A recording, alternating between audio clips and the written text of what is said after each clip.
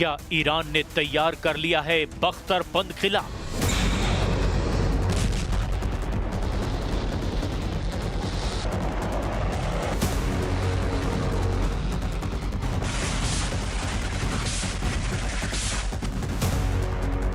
क्या खामनेई के लड़ाके 12 दिन की जंग का बदला लेने वाले हैं?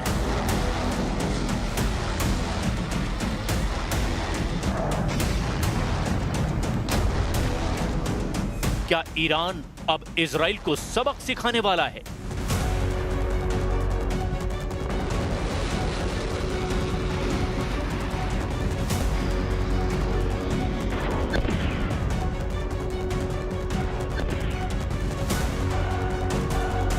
क्या तेहरान ने तबाही का नया अलार्म बजा दिया है?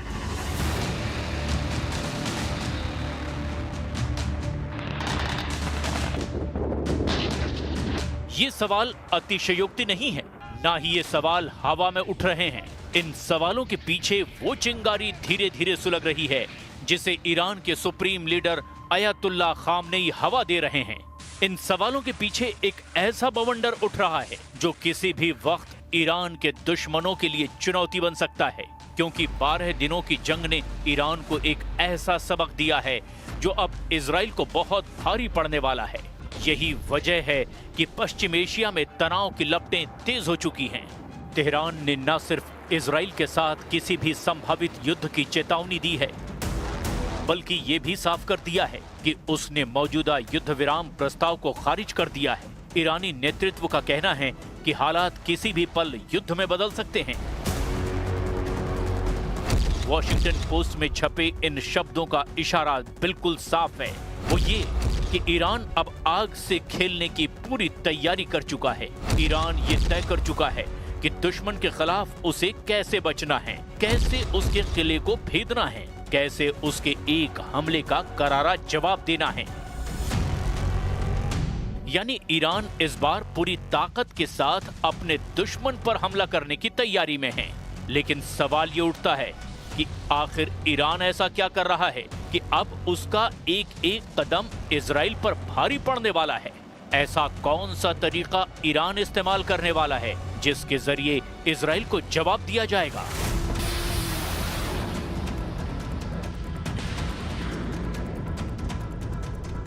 यहीं से कहानी उस तरफ मोड़ लेती है जहां से पश्चिम एशिया में महायुद्ध का नया बबल क्रिएट हो रहा है। एक ऐसा बबल जो किसी भी वक्त फूट सकता है, बिना किसी चेतावनी के, बिना किसी आहट के। इसीलिए अब ईरान के उस प्लान को समझना होगा जिसकी वजह से ईरान इजराइल पर भारी पड़ने वाला है।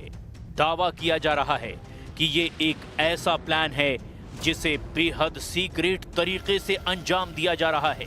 इस प्लान को अंजाम तक पहुंचाने के लिए ऐसे तरीकों का इस्तेमाल किया जा रहा है ताकि इजराइल की खुफिया एजेंसी मोसाद को किसी भी एक्शन की भनक न लगे। लेकिन सबसे पहले समझते हैं उस मिलिट्री ड्रिल की कहानी जिसे ईरान ने 12 दिनों तक चली जंग के बाद पहली बार अंजाम दिया।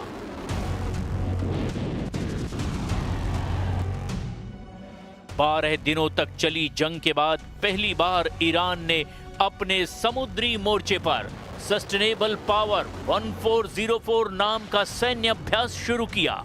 ये ड्रिल महज एक एक्सरसाइज नहीं बल्कि एक बड़े संदेश का हिस्सा है। फारस की खाड़ी से लेकर ओमान की खाड़ी और अरब सागर तक फैले इस युद्धाभ्यास में ईरान की नौसेना ने अपने सबसे घातक हथियारों का प्रदर्शन किया। ड्रिल में शामिल वॉरशिप ने लंबी दूरी की क्रूज मिसाइलें दागी जिसका लक्ष्य सैकड़ों किलोमीटर दूर समुद्र में तैनात नकली दुश्मन जहाज थे। साथ ही ड्रोन स्वार्मिंग टेक्नोलॉजी का इस्तेमाल करके दिखाया गया कि किस तरह से ईरान एक साथ कई फ्रंट पर दुश्मन को घेर सकता है। ईरानी नौसेना के प्रवक्ता का साफ कहना है, ये अभ्यास हमारी आत्मनिर्भरता और दुश्मन को हर हाल में जवाब देने की क्षमता को दिखाता है। इस ड्रिल के दौरान जो वीडियो सामने आ रहे हैं उसकी धमक पूरे पश्चिम एशिया में सुनाई दे रही है। ईरान के जंगी जहाज एक साथ क्रूज मिसाइलों की बौछार कर रहे हैं। ड्रोन दस्तों के जरिए आसमान में बना सुरक्षा कवच तैयार किया गया। ये तस्वीरें न केवल इजराइल बल्कि अमेरिका और खाड़ी देशों के लिए भी बहुत ज्यादा इंपॉर्टेंट हैं। सीधा संदेश है कि ईरान किसी भी संभावित युद्ध में समुद्र को अपनी ढाल और हथियार दोनों की तरह इस्तेमाल कर सकता है। इस अभ्यास का मकसद ये दिखाना है कि ईरान अब ओल्ड जनरेशन मिसाइलों पर निर्भर नहीं। 12 दिनों की जंग में जिन मिसाइलों से इजराइल के बड़े शहरों को हिलाया गया था, वो मिसाइलें तो दरअसल पुरानी थी, लेकिन अब ईरान के पास न्यू जनरेशन के मारक हथियार हैं।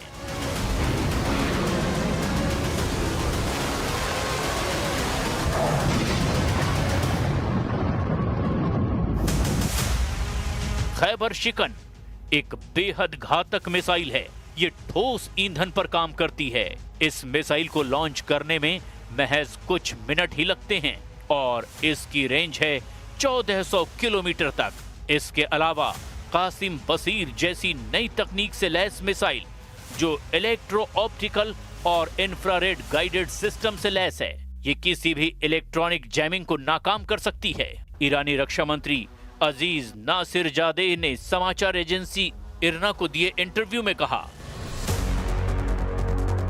12 दिन के ईरान इजरायली युद्ध में इस्तेमाल की गई मिसाइलें कुछ साल पहले बनाई गई थी। आज हमने पहले की मिसाइलों की तुलना में कहीं ज्यादा क्षमता वाली मिसाइलें बनाई है। ये मिसाइलें हमारे पास हैं। ऐसे में अगर जायोनी दुश्मन फिर से इस साहसिक कार्य पर निकलता है तो हम निसंदेह उसका इस्तेमाल करेंगे। खास बात यह है कि ईरान की इस ड्रिल में एक और चीज देखने को मिली, और वो ये कि तेहरान ने एंटीशिप बैलिस्टिक मिसाइल का भी परीक्षण किया। यानी अगर इजराइल या अमेरिका का कोई युद्धपोत फारस की खाड़ी या अरब सागर में घुसता है तो वो मिनटों में निशाने पर आ सकता है। यही वजह है कि इस अभ्यास को लेकर अमेरिकी नौसेना के बीच बेचैनी साफ देखी जा रही है। इस ड्रिल का सबसे बड़ा संदेश यही है, ईरान अब रिएक्टिव पावर नहीं बल्कि प्रोएक्टिव स्ट्राइक फोर्स बनने की तैयारी कर चुका है। अब वो इंतजार नहीं करेगा कि दुश्मन पहले हमला करे, बल्कि हालात बने तो खुद ईरान पहले वार करने में नहीं हिचकिचाएगा। और इसी सोच के तहत ईरान की नौसेना ने 12 दिनों तक चली जंग के बाद अपना पहला बड़ा एक्शन मोर्चा खोला है। तेहरान का दावा है, ये अभ्यास दिखाता है कि इजराइल को अगर फिर युद्ध की आग में झोंका गया तो इस बार जवाब पहले से कहीं ज्यादा घातक और तेज होगा। यही वो संकेत है जिसकी वजह से पश्चिम एशिया एक बार फिर विस्फोटक मोड़ पर खड़ा है। और यही वजह है कि इस मिलिट्री ड्रिल को पूरी दुनिया वॉर वार्निंग के रूप में देख रही है। बड़ी बात यह है कि इस बार ईरान विश्व बिरादरी के सामने इजराइल के मंसूबों का खुलकर जिक्र कर रहा है। वो मंसूबे जिसमें बेन्यामिन नेतन्याहू की तरफ से ग्रेटर इजराइल जैसे शब्दों का इस्तेमाल किया गया। यानी ईरान की तरफ से खुलकर इजराइल की विस्तारवादी नीति को दुनिया के कई देशों के लिए घातक बताया जा रहा है। और ये कहा जा रहा है कि इजराइल पश्चिम एशिया को एक अंतहीन युद्ध की आग में झोंकना चाहता है। که نخست وزیر رژیم صهیونیستی مطرح کرد مبنی بر این که خودم رو مأمور تحقق ایده اسرائیل بزرگ میدونم و ما میدونیم که اسرائیل بزرگ به زعم اونها شامل بخش قابل توجهی از سرزمین‌های عربی و اسلامی میشه.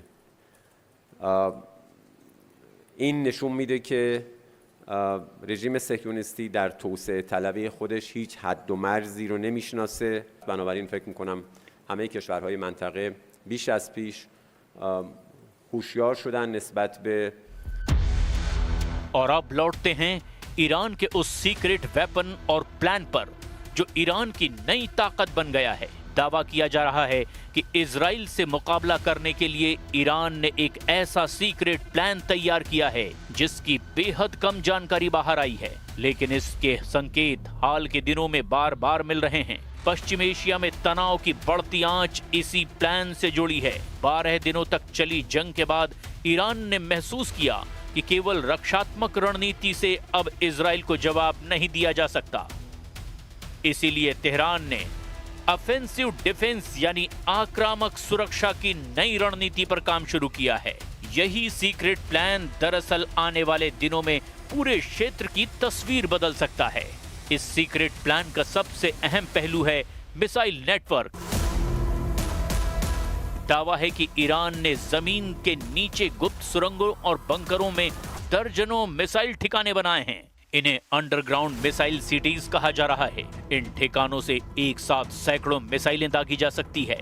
इसमें से कई मिसाइलें सटीक निशाना साधने वाली प्रिसिजन गाइडेड तकनीक से लैस हैं।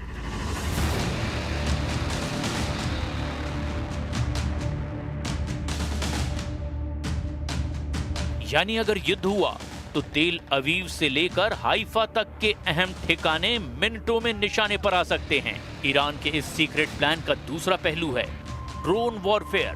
रिपोर्ट्स के मुताबिक ईरान ने पिछले कुछ महीनों में अपनी ड्रोन तकनीक को बहुत तेजी से अपग्रेड किया है। ड्रोन अब सिर्फ निगरानी के लिए नहीं बल्कि सीधे हमले के लिए भी सक्षम हैं।